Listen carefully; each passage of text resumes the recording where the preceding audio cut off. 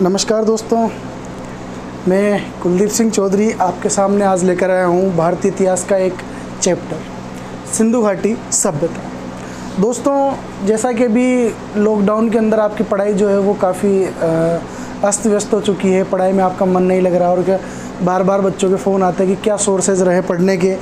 तो उस चीज़ों को मद्देनज़र रखते हुए मैं आपके सामने एक छोटा सा वीडियो लेके आया हूँ और जैसा कि आप लोग सब मुझे बताएंगे कि क्या इसका क्या रिस्पॉन्स रहता है, इसके पीछे क्या आपका आउटपुट रहता है, ये सारी चीज़ें देखने के बाद फिर आगे हमें क्या वीडियो बनाने चाहिए, किस तरीके का सुधार हमारे ऑनलाइन स्टूडेंट्स में करने चाहिए, वो सारे जब आप हमें इंक्वायरीज़ देंगे, जब बताएंगे कि क्या फीडबैक रहा, उसके बाद जो है वो प्रत्याशित सुधार इसमें, अपेक्षित सुधार इसमें कर लिए जाएंगे। दोस्तों, चूँकि संसाधनों का अभाव है और घर पर है, इसलिए एक ये छोटा सा ब्लैक बोर्ड है और इसी पर हम अपनी पाठशाला शुरू करना चाहते हैं।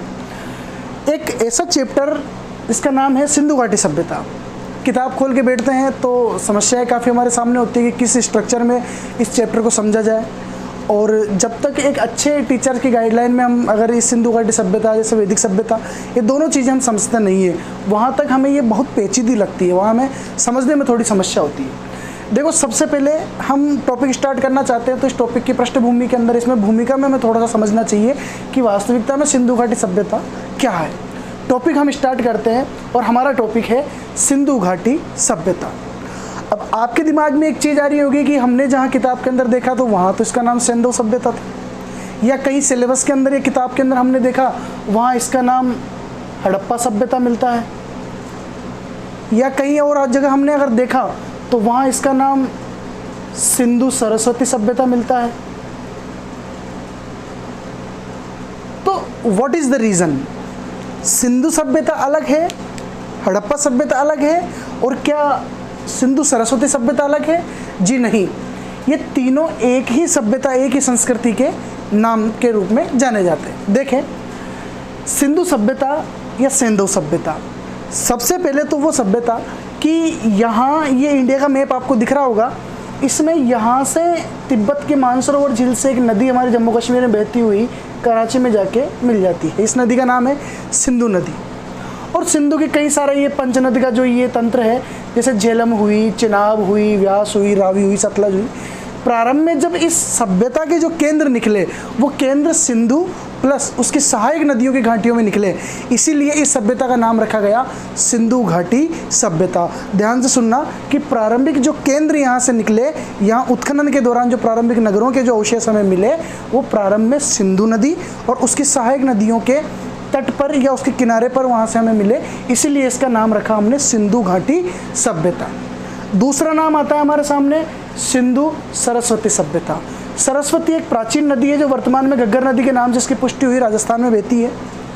जब सिंधु नदी और उसकी सहायक नदियों के अलावा जब इस सभ्यता के उत्खनन स्थल या सभ्यता स्थल सरस्वती नदी यानी कि वर्तमान घग्गर नदी के किनारे से भी मिलना शुरू हुए, तो हमने इसको संयुक्त रूप से नाम दिया सिंधु सरस्वती सभ्यता। तीसरा नाम आता है हमारे सामने हड़प्पा सभ्यता, और यही इसका सबसे उपयुक्त नाम भी माना जाता है, क्योंकि दोस्तों सबसे पहले आपको जानकारी होनी चाहिए कि 1921 में 1921 ये वो वर्ष था जिसने हमारे भारतीय इतिहास को एक नई पहचान दिलाई, एक नया आयाम दिलाया, क्योंकि 1921 ही वो वर्ष था जब सबसे पहले पूरी सिंधु घाटी सभ्यता के अंदर हड़प्पा के नाम से एक टिले की खोज हुई, यानी कि एक शहर था और उसे हड़प्पा के नाम से हमने खोजा। तो इस पूरी सिंधु घाटी सभ्यता में जो अब तक लगभग 2800-3000 के आसपास जो सभ्यता स्थल निकले, उनमें सबसे पहला सभ्यता स्थल था हड़प्पा, और उसकी खोज दयाराम साहनी के द्वारा की गई थी 1921 में, यानी कि 1921 से पहले सिंधु घाटी सभ्यता का कोई नगर, कोई वस्तु हमें यहाँ से उत्खनन में प्राप्त नहीं हुई। और ये एक प्रमाणिकता है, एक प्रमाणिक तथ्य है कि किसी भी सभ्यता को जब उसका उत्खनन किया जाता है तो उस पूरी सभ्यता से जो सबसे पहली जो साइट निकाली जाती है, सबसे पहला जो केंद्र खोजा जाता है, उसी के नाम पर वैधानिक रूप से या सैद्धांतिक रूप से उसी के नाम पर इस सभ्यता का नामकरण होता है। तो चूंकि पूरी सिंधु घाटी सभ्यता के अंदर सबसे पहला जो केंद्र निकाला गया, सबसे पहला जो केंद्र हमें मिला वो था हड़प्पा। इसीलिए इस सभ्यता का सबसे उचित, सबसे उपयुक्त नाम जो होगा वो होगा हड़प्पा सभ्यता। जबकि सबसे ज़्यादा सुझाया गया नाम, जैसे सबसे ज़्यादा सजेस्ट कौन सा नाम किया गया, जैसे हमने जब कोचिंग की स्टार्टिंग की थी तो किसी ने कहा कि इस कोचिंग का नाम एकलव्य रखें, किसी ने कहा कि इस कोचिंग का नाम अभ्युदय रखें, किसी ने कहा कि इस कोचिंग का नाम तक्षशिला रखा जाए, लेकिन सबसे ज़्यादा सुझाया गया जो नाम था वो था तक्षशिला। लेकिन मुझे जो सबसे उपयुक्त नाम लगा वो लगा अनुभव, इसीलिए सबसे उचित नाम तो मैंने रखा अनुभव, जो अभी वर्तमान में हमारे कोचिंग इंस्टीट्यूट का नाम है, और सबसे ज़्यादा सुझाया गया नाम था तक्षशिला। वैसे ही ये सिस्टम है कि लोगों ने जब इसके ऊपर मत दिए कि सबसे ज़्यादा नाम इसका सबसे अच्छा क्या होना चाहिए, तो क्योंकि सिंधु और सरस्वती दोनों ही नदियों के किनारे पे ये सभ्यता स्थल मिले, इसीलिए विद्वानों ने मत दिया कि सिंधु सरस्वती नाम इसका होना चाहिए। इसलिए सबसे ज़्यादा सुझाया गया जो नाम था वो सिंधु सरस्वती सभ्यता थी, और सबसे ज़्यादा उचित या सबसे ज़्यादा उपयुक्त जो नाम है वो नाम है इसका हड़प्पा सभ्यता। ये क्वेश्चन पूछा गया है कि सबसे उचित नाम कौन सा है, ठीक है। खैर, हम अगली चीज़ में आते हैं। अब ये हमने साधारणतः इस सिंधु घाटी सभ्यता के बारे में जाना कि ये किस प्रकार की सभ्यता है, ये इसका नामकरण में इसकी क्या विशेषताएं हैं, कभी हड़प्पा मिलता है, कभी क्या मिलता है। चलो ठीक है, आगे हम देखते हैं इस सिंधु घाटी सभ्यता के आकार प्रकार के बारे में। हम इसका थोड़ा सा ये चार्ट मैंने आपके लिए एक बनाया है, क्योंकि मैं लिखने में थोड़ा टाइम ज़्यादा वेस्ट होता है। सिंधु घाटी सभ्यता के अगर हम क्षेत्रफल की बात करें तो क्षेत्रफल इसका 12,99,600 वर्ग किलोमीटर क्षेत्र, और अगर लगभग की बात करें तो लगभग ये 13 लाख वर्ग किलोमीटर क्षेत्रफल में फैली हुई एक सभ्यता है। दूसरी चीज़, इस सभ्यता की आकृति कैसी है, तो ये जो सभ्यता है ये त्रिभुजाकार आकृति के अंदर भारत, पाकिस्तान, अफगानिस्तान, ये 3 राज्यों के अंदर, 3 देशों के अंदर स्पेशली फैली हुई है, भारत, पाकिस्तान और अफगानिस्तान, ठीक है। अब ये त्रिभुजाकार क्यों है, इस चीज़ पे अभी हम आते हैं जब इसके अंतिम छोर पढ़ेंगे। ये इसका अगला पॉइंट होगा। कालक्रम 2300 ईसा पूर्व से लेकर 1750 ईसा पूर्व तक का जो इसका निर्धारण किया गया वो कार्बन C14 पद्धति, जो डेटिंग पद्धति होती है, उसके आधार पर इसका निर्धारण किया गया। दोस्तों, ये कार्बन C14 पद्धति जो है वो ज़मीन के नीचे दबे हुए जो खनिज, या हम यूँ कह सकते हैं कि जो जीवाश्म होते हैं, मानव खोपड़ी हुई, मानव शरीर हुआ, या पशुओं का शरीर हुआ, या पेड़ पौधे, जीव जंतुओं के जो ज़मीन के नीचे दबे होते हैं, उन पे समय के साथ साथ एक विशेष कार्बन उनमें उत्पन्न होता है। 2 कार्बन होते हैं, तो कार्बन C12 और C14, तो इनमें से एक तो बढ़ता है समय के साथ साथ और एक समय के साथ साथ घटता है। तो ये खैर समय निर्धारण की एक पद्धति है कार्बन C14, और उसके आधार पे जो इस सभ्यता में से जो नरकंकाल निकले या जो वस्तुएं निकली उन पर जो कार्बन था, उस कार्बन की चेकिंग के आधार पे हमने बताया कि ये सभ्यता उस जमाने की है जब का समय था 2300 से लेकर 1750, यानी कि आज से 5000 साल पहले एक ऐसी सभ्यता हमारे सामने मौजूद थी जिससे हमने आज भी हमारे वर्तमान जीवन के अंदर प्रेरणा प्राप्त की। आगे चल के देखेंगे कि इस सभ्यता के अंतिम छोर कौन से हैं। अंतिम छोर का मतलब है कि जैसे ये उत्तर दिशा, दक्षिण दिशा, पश्चिम दिशा, पूर्व दिशा, ये जो सब दिशाएं हैं, इन दिशाओं में इस सिंधु घाटी सभ्यता का विस्तार अंतिम रूप से कहाँ तक हुआ, तो पूरी अगर सिंधु घाटी सभ्यता के अंतिम छोरों के अंदर इसके लास्ट एज, आखिरी किनारे की अगर बात करें तो वो किनारे होंगे कि अगर उत्तर में जम्मू कश्मीर का एक शहर है मांडा जो है वो चिनाब नदी के किनारे पे है, वहाँ से जो सभ्यता स्थल निकला, यानी कि ये जो मांडा निकला जम्मू कश्मीर से, इस मांडा के उत्तर में अभी तक सिंधु घाटी सभ्यता का कोई भी सभ्यता स्थल हमें देखने को नहीं मिला है। उसके बाद अगर दक्षिण में आते हैं तो दक्षिण में महाराष्ट्र में प्रवरा नदी, जो नर्मदा की नदी की सहायक नदी है, इस प्रवरा नदी के किनारे पर एक शहर निकला जिसका नाम है देमाबाद, और देमाबाद के दक्षिण में अगर जाएंगे तो अभी तक सिंधु घाटी सभ्यता का कोई सभ्यता स्थल हमें देखने को नहीं मिला। उसके बाद सबसे पूर्वी दिशा की बात करेंगे तो उत्तर प्रदेश राज्य के मेरठ जिले के अंदर एक स्थान है आलमगीरपुर। इस आलमगीरपुर जो ये है, इसके हिंडन नदी के किनारे पे आलमगीरपुर है, और इस आलमगीरपुर के पूर्व में अभी तक सिंधु घाटी सभ्यता का कोई भी स्थल, कोई अवशेष इस समय का, यानी कि सिंधु घाटी सभ्यता से संबंधित हमें नहीं मिला। अगर सबसे पश्चिमी स्थान की बात करेंगे तो वो है आपका बलूचिस्तान, यानी पाकिस्तान के अंदर जो जगह है बलूचिस्तान में सुतकांगे डोर, और नदी का नाम है दाश्क नदी। यानी कि सिंधु घाटी सभ्यता की जो इसका जो विस्तार है, इसका जो एक्सिस्टेंट है, ये उत्तर में मांडा से आगे नहीं मिला, दक्षिण में देमाबाद से नीचे नहीं मिला, पूर्व में आलमगीरपुर से आगे नहीं मिला और पश्चिम में सुतकांगेडोर से आगे नहीं मिला। यानी कि पूरी ये जो 13 लाख वर्ग किलोमीटर की जो सभ्यता है वो इन चारों पॉइंट्स के बीच में ही फैली हुई है। तीसरी बात, हमने यहाँ एक पॉइंट देखा था कि सिंधु घाटी सभ्यता की आकृति त्रिभुजाकार है। ठीक है, इस चीज़ को मैंने आपको बताया भी था कि आगे अब इसको देखते हैं, क्लियर करते हैं। तो आप ये मैप देख रहे हैं, आशा है आपको ये मैप दिख रहा होगा। तो इसमें अगर हम देखें तो इस त्रिभुजाकार आकृति को हमें पुष्ट करना है कि किस प्रकार ये जो सभ्यता है ये त्रिभुजाकार सभ्यता है, त्रिभुजाकार आकृति के अंदर फैली हुई है। यहाँ हमने एक स्थान देखा मांडा, जम्मू कश्मीर। तो भारत के अंदर ये यहाँ जम्मू कश्मीर है, तो इस जगह पे ये मांडा हम यहाँ पे डिनोट करते हैं। उसके बाद दक्षिण में है देमाबाद, तो यहाँ महाराष्ट्र के अंदर यहाँ देमाबाद को हम यहाँ पे डिनोट कर देते हैं। उसके बाद है आलमगीरपुर, यहाँ उत्तर प्रदेश के अंदर ये आलमगीरपुर, यहाँ पे हम इसको डिनोट कर देते हैं। और बलूचिस्तान है सुतकांगेडोर बलूचिस्तान में, तो यहाँ हम इसको डिनोट कर देते हैं ये बलूचिस्तान के अंदर। अब अगर इन चारों पॉइंट्स को हम अगर आपस में मिलाते हैं, जैसे बलूचिस्तान को मांडा से, मांडा को आलमगीरपुर से, आलमगीरपुर को देमाबाद से, और वापस फिर देमाबाद को मिलाएंगे हम सुतकांगेडोर से, तो ये एक आकृति हमारे सामने जो एक चाप के रूप में बनकर आई। तो ये जो पॉइंट इसका निकला, तो ये आकृति जो बन रही है हमारे सामने, ये आकृति है त्रिभुजाकार आकृति। ये एग्जाम के अंदर क्वेश्चन पूछा गया है कि सिंधु घाटी सभ्यता का आकार किस प्रकार का है, तो वो ट्रायंगल जो है वो त्रिभुजाकार आकृति के अंदर सिंधु घाटी सभ्यता फैली हुई है। खैर, अगली हम सिंधु घाटी सभ्यता से संबंधित अगर बात करें तो हमने इसका क्षेत्रफल देखा, इससे पहले हमने इसका नामकरण देखा कि सबसे उचित नाम इसका हड़प्पा सभ्यता है और सबसे ज़्यादा सुझाया गया नाम सिंधु सरस्वती सभ्यता है, क्योंकि प्रारंभिक स्थल जो है वो सिंधु नदी के किनारे पे मिले, लेकिन सिंधु के बाद जो सभ्यता स्थल मिले वो सरस्वती नदी के किनारे पे भी हमें देखने को मिले, तो सबसे ज़्यादा सुझाया गया नाम सिंधु सरस्वती सभ्यता। उसके बाद हमने कालक्रम देखा। अब ये कालक्रम जो है ये स्पेशली एक ये पद्धति है कार्बन C14 पद्धति, उसी के अनुसार इसका कालक्रम 2300 से लेके 1750 ईसा पूर्व के बीच में माना गया है।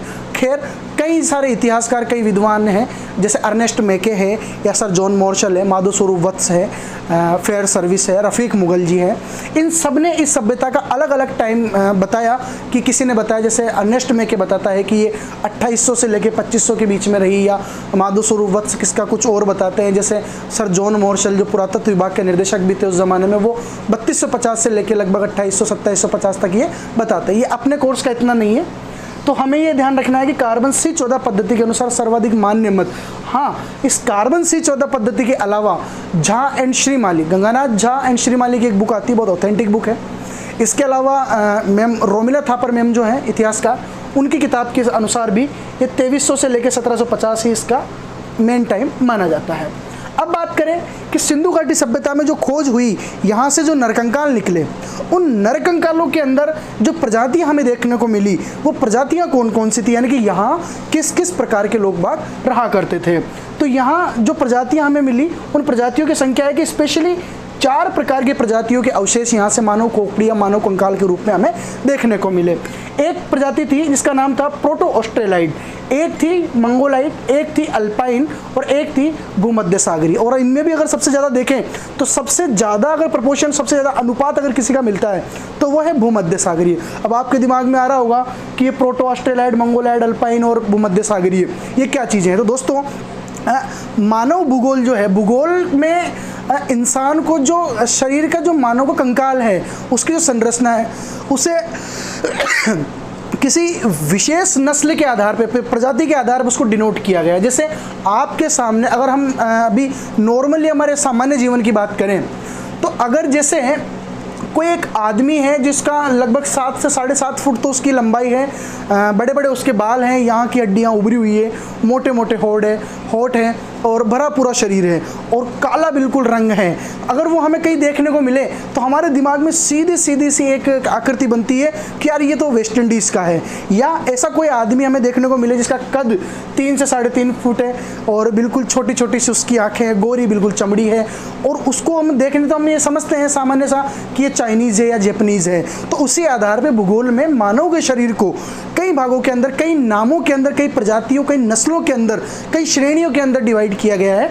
उसमें से एक डिवाइडेशन है प्रोटो ऑस्ट्रेलाइड, एक डिवाइडेशन है मंगोलाइड, एक डिवाइडेशन है अल्पाइन। ये शारीरिक बनावट के आधार पे है। और एक है भूमध्य सागरीय, यानी कि भूमध्य सागरीय क्षेत्र में अभी जो जिन देशों के अंदर जो लोग रहते हैं भूमध्य सागरीय देशों में, वहाँ के शारीरिक बनावट जो है उन लोगों की, वैसे ही बनावट के लोग हमें वहाँ से मिले हैं। खैर चलो, अब ये वो प्रजातियां हैं जो हमें पूरी सिंधु घाटी सभ्यता के अंदर उत्खनन से अलग अलग तरीके से देखने को मिली, अलग अलग स्थानों से देखने को मिली। लेकिन क्या इन 4 प्रजातियों ने मिलकर इस सिंधु घाटी सभ्यता का निर्माण किया? नहीं। सर्वमान्य मत इसका ये है कि सभ्यता का जो निर्माता है वो द्रविड़ जाति के लोग हैं। और द्रविड़ जाति भी, जैसे ये प्रोटो ऑस्ट्रेलाइड, मंगोलाइड जैसे प्रजातियां हैं, वैसे ही द्रविड़ भी एक नर जाति थी, यानी कि एक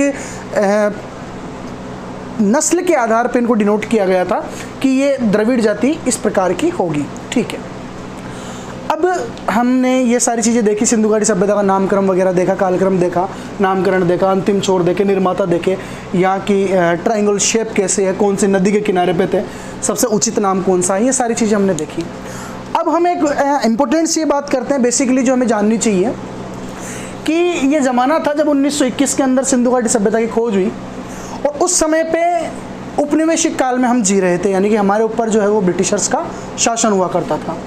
1921 में जब सिंधु घाटी सभ्यता हमें पहली बार सुनने को मिला कि ऐसी भी कोई सभ्यता हमारे देश के अंदर विकसित थी या हमारे यहाँ से निकली है, उससे पहले जब सिंधु घाटी सभ्यता खोजने को नहीं मिली थी या देखने को नहीं मिली थी, उस समय ब्रिटिशर्स ने, यानी कि अंग्रेजी हुकूमत ने हमारे देश को वैदिक सभ्यता के आधार पर आंका। क्योंकि वैदिक सभ्यता एक ग्रामीण सभ्यता थी, इस वजह से वहाँ की जो सभ्यता थी वो ग्रामीण सभ्यता होने के साथ साथ एक अविकसित सभ्यता थी। तो अंग्रेज़ों ने हमारा प्रचार इस तरीके से किया कि भारतीय सभ्यता के लोगों को पहनने का तरीका नहीं है, ग्रामीण सभ्यता है, बंजर भूमि वहाँ की है, यहाँ के लोग बिल्कुल असभ्य है, भाषा का ज्ञान नहीं है।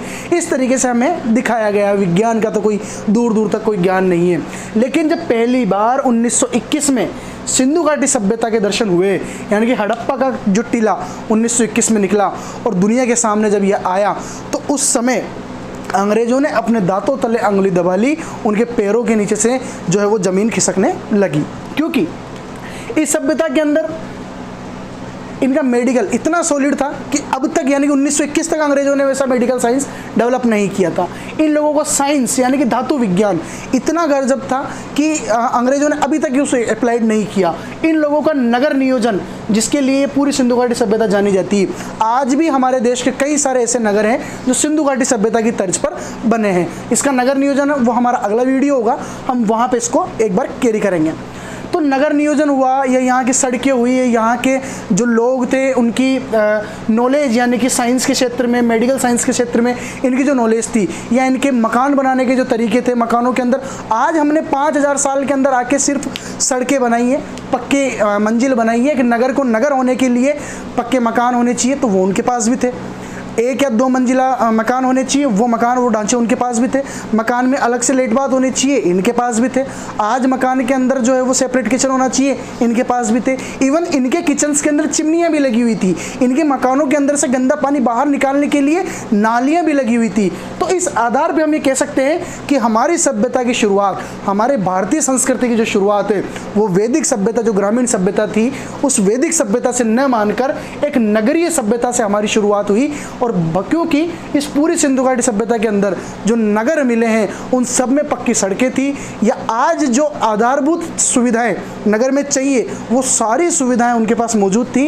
इसीलिए इस सभ्यता की विशेषताओं के अंदर हमारा यहाँ सबसे पहला एक पॉइंट हो सकता है कि हम यहाँ थोड़ा सा रफ करूँगा मैं। इस सभ्यता की विशेषताओं के अंदर अगर हम थोड़ा सा जाएंगे तो एक बार मोटा मोटा अपन देखते हैं, बाकी अगले वीडियो में देखेंगे कि ये जो सभ्यता थी ये एक नगरीय सभ्यता थी। ये जो सभ्यता थी ये एक मात्र सत्तात्मक सभ्यता थी। ये जो सभ्यता थी ये सभ्यता कांस्य युगीन सभ्यता थी।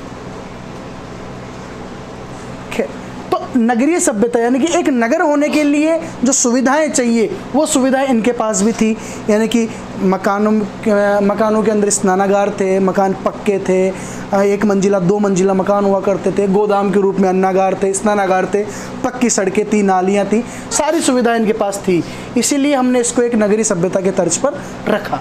दूसरी चीज़, ये सभ्यता एक मात्र सत्तात्मक सभ्यता थी, यानी कि यहाँ पे पुरुषों के समान ही, या यूँ कहें कि पुरुषों से ज़्यादा महिलाओं को सम्मान दिया गया था। और इस बात की पुष्टि इस चीज़ से होती है कि यहाँ सिंधु घाटी सभ्यता के अंदर उत्खनन से जितनी मृणमूर्तियाँ प्राप्त हुई, यानी कि मिट्टी की मूर्तियाँ जितनी प्राप्त हुई है, उनमें से जो मूर्तियाँ निकली, अगर उनको 100% हम माने तो उस 100% में से लगभग 80% के आसपास जो आकृतियाँ मिली है वो महिला आकृतियों की मिली है। यानी कि एक 5000 साल पुरानी सभ्यता के अंदर महिलाओं को इतना जो सम्मान दिया गया, वो इस बात का सूचक है कि ये जो सभ्यता थी ये मात्र सत्तात्मक सभ्यता थी। और कौन कौन सी चीज़ें मिली वो आगे हम देखते रहेंगे। अगली चीज़ है कि ये सभ्यता एक कांस्ययुगीन सभ्यता थी। देखो दोस्तों, इंसान ने सबसे पहले पत्थर का प्रयोग किया, और जिस ज़माने में पत्थर का प्रयोग हुआ उस काल को हमने पाषाण काल के नाम से इतिहास में जाना। उसके बाद इंसान ने धातु का प्रयोग किया, और धातु में भी सबसे पहले जो है उसने तांबे का प्रयोग किया। तांबे के बाद जब तांबा इन लोगों ने प्रयोग किया, आदिवासियों ने, यानी कि हमारे आदिम पूर्वजों ने, तो तांबा एक हल्की धातु है, तो वो शिकार करते थे या किसी भी चीज़ को काटते थे अपने जीवन को सुगम बनाने के लिए। तो तांबा हल्की धातु होने के कारण, पतली धातु होने के कारण मुड़ जाता था या टूट जाता था। इसलिए इन्होंने जैसे जैसे इनका समय बढ़ा, जैसे जैसे इन्होंने अपना प्रकृति के साथ अपना तालमेल बिठाया, वैसे वैसे इन्होंने नई खोजों को एक नया आधार दिया। तो इन्होंने तांबे के अंदर टीन मिला के एक धातु बनाई जिसे कहा गया कांसा। और सिंधु घाटी सभ्यता का जो समय था, यानी कि 2300 से लेके 1750 ईसा पूर्व तक का, इस समय में इन्होंने तांबे का भी प्रयोग हुआ, और तांबे के साथ साथ ज़्यादा मात्रा में जो 90% मात्रा है वो कांसे का प्रयोग इन लोगों ने किया। इसीलिए एक विशेषता ये भी बनती है कि सिंधु घाटी सभ्यता के लोग जो है वो कांसे से परिचित थे, और कांसा ये लोग बनाना जानते थे। इसीलिए कांस्ययुगीन सभ्यता के अंदर हम इसको रखेंगे। एक इसकी और एक विशेषता है, और विशेषता वो है, और उस विशेषता को हम कहेंगे कि ये जो सभ्यता है ये एक आद्य ऐतिहासिक सभ्यता है। आद्य ऐतिहासिक, इस चीज़ को हम थोड़ा सा पुष्ट करने की कोशिश करेंगे कि एक होता है प्रागैतिहासिक काल, एक होता है आद्य ऐतिहासिक काल, और एक होता है ऐतिहासिक काल। इन तीनों का जो डिवाइडेशन है, इनका आधार, एक आधार हम देखेंगे यहाँ पे अभी फिलहाल, और वो आधार होगा लिपि जिसे हम लिखते हैं, भाषा का लिखित रूप।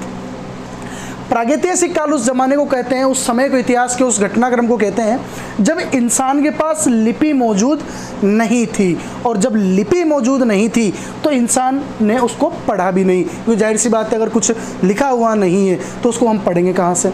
दूसरी चीज़, आद्य ऐतिहासिक वो ज़माना था इतिहास का जब लोगों के पास लिपि तो मौजूद थी, लेकिन उस लिपि को हमने अब तक पढ़ने में सफलता प्राप्त नहीं की। और तीसरा है ऐतिहासिक काल, जिसमें हम जी रहे हैं वर्तमान में, यानी कि हमारे पास लिपि भी मौजूद है और हमने उसको पढ़ भी लिया। जैसे मैं देवनागरी, हिंदी भाषा में देवनागरी लिपि में लिख रहा हूँ सिंधु घाटी सभ्यता, आपने भी पढ़ा, जैसा मैंने लिखा वैसा आपने पढ़ा। तो ये जो सभ्यता है ये ऐतिहासिक सभ्यता कहलाएगी कि लिपि मौजूद है और उसको हमने पढ़ भी लिया। लेकिन एक ज़माना वो भी था जिसकी लिपि तो मौजूद थी लेकिन हमने उसको पढ़ा भी नहीं। तो आज हमारे साथ समस्या ये है कि हमने सिंधु घाटी सभ्यता के बारे में एक मोटा मोटा अनुमान तो लगा लिया, लेकिन इसकी जो लिपि थी उस लिपि को पढ़ने में हम अभी तक अपनी सफलता को साबित नहीं कर पाए। खैर, पढ़ने का सबसे पहला प्रयास जो था वो चार्ल्स वेडेल महोदय ने किया, और चार्ल्स वेडेल ने जब इसका प्रयास किया, लेकिन प्रयास के बावजूद इसको पढ़ नहीं पाए। चार्ल्स वेडेल ने एक पुराना प्रयास किया लगभग 1925 के आसपास, लेकिन वर्तमान में जो नए इसके शोधकर्ता हैं जैसे डॉक्टर नटवरजा हैं, डॉक्टर राजाराम है, धनपत सिंह है, इन लोगों ने पढ़ने का दावा किया, लेकिन ठीक ठाक से अभी तक सैद्धांतिक रूप से इसको पढ़ने में सफलता अर्जित नहीं की है। इसलिए इस सिंधु घाटी सभ्यता की जो लिपि है इसको हमने आज तक पढ़ा ही नहीं। लिपि तो है, इन लोगों ने अपने भावनाओं को चित्रों के माध्यम से समझाने की कोशिश की, इसीलिए तो इनकी लिपि को भावचित्रात्मक लिपि कहते हैं, क्योंकि अपनी भावनाओं को, अपने मन के भावों को, उद्गारों को इन्होंने चित्र के माध्यम से समझाया। इसीलिए इनकी जो लिपि थी उसे हम सर्पिलाकार लिपि भी कहते हैं, भावचित्रात्मक लिपि भी कहते हैं, गोमूत्र लिपि भी कहते हैं। और उसके लिए जो सबसे सैद्धांतिक ऑफिशियल नाम जो यूज़ किया जाता है वो है बुस्ट्रोफेदन लिपि, यानी कि इन लोगों ने लिपि लिखी, चित्रों के माध्यम से समझाया, लेकिन उन चित्रों को अभी तक उसकी लिपि को हमने पढ़ने में सफलता अर्जित नहीं की। इसीलिए सिंधु घाटी सभ्यता को हम इतिहास के किस कालखंड में रखेंगे? आद्य ऐतिहासिक कालखंड के अंदर रखेंगे। तो दोस्तों ये था हमारा सिंधु घाटी सभ्यता से संबंधित एक वीडियो, और एक मोटा एक हमने एक ऑटोबायोग्राफी ली, एक खाका खींचा सिंधु घाटी सभ्यता का, कि समझने में कि किस प्रकार सिंधु घाटी सभ्यता सिंधु नदी के किनारे पे पली एक सभ्यता थी। क्योंकि नदी घाटियों को सभ्यताओं का पालना कहा जाता है। विश्व की जितनी भी सभ्यता हैं, चाहे अगर मिस्र की सभ्यता की बात करें तो वो नील नदी के किनारे पे हुई, हमारे हड़प्पा सभ्यता की बात करें तो वो सिंधु घाटी सभ्यता के किनारे पे पली, मेसोपोटामिया की सभ्यता की बात करें तो वो यूग्लिस और टाइग्रिस जैसे दजला और फरात नदियों के किनारे पे पली। तो जितनी भी नदियां हैं, उन नदियों के जितनी भी सभ्यताएं हैं, उनका सभ्यताओं का जो पालना स्थल है, यानी कि जिनका उनका जो उद्गम और उनका अवसान का जो स्थल है, जहाँ उनके विकास का और उनके अवसान का जो स्थल है, वो स्थल नदियों का किनारा है। क्योंकि नदियों के किनारे पे है इंसान को जो अपना जीवन जो है वो सुगम बनाने का मौका मिला, क्योंकि नदियों के किनारे की ज़मीन जो है वो उपजाऊ ज़मीन थी। दूसरा, नदियों के साथ जो औसत जो जीव जलीय जंतु बहाकर आते, जैसे मछलियाँ वगैरह, कछुए वगैरह, तो उनको ये खाने में प्रयोग करते थे। नदियों के किनारे इनका जो जीवन था वो काफ़ी इनको आसान लगा, इसलिए इन्होंने अपने जीवन की जो खोज की, अपने आगे आने वाले भविष्य की जो खोज की, वो इन्होंने नदियों के किनारे से करना प्रारंभ की। अगले वीडियो में हम सिंधु घाटी सभ्यता का नगर नियोजन पढ़ेंगे, और एक बार फिर से इसके बारे में एक छोटा सा रिवीजन हम अगले वीडियो के अंदर लेंगे। उम्मीद है कि ये वीडियो आपको पसंद आया होगा दोस्तों, क्योंकि संसाधनों की कमी है, काफ़ी टाइम से इस चीज़ से थोड़ा सा अंतराल सा बन चुका है, क्योंकि क्लासों में बच्चों के सामने पढ़ाते थे, आज एकदम से ये सामने कैमरा लगाया तो इतना कंफर्टेबल अपने आप को फील नहीं कर पाया। लेकिन फिर भी आप लोगों के लिए थोड़ी सी मेहनत मुझे करनी पड़ेगी। Best of luck. ओके।